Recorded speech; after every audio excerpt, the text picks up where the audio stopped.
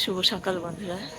সকাল সকাল তোমাদের সাথে একটা ব্লগ শেয়ার করতে চলেছি। তা আমরা যাচ্ছি একটু ঘুরতে, আর একটু কাজও আছে, মাঝে যাচ্ছি। কিশোর, মুখটা দেখে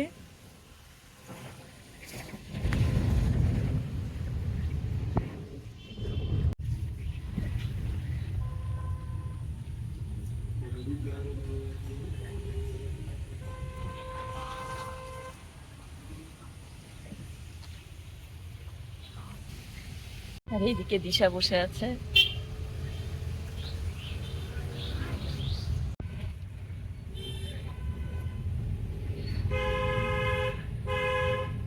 কিশোর দেখো, রাধা গোবিন্দ মন্দিরের পুকুরটা শুকিয়েছিল তো জল হয়েছে, দেখো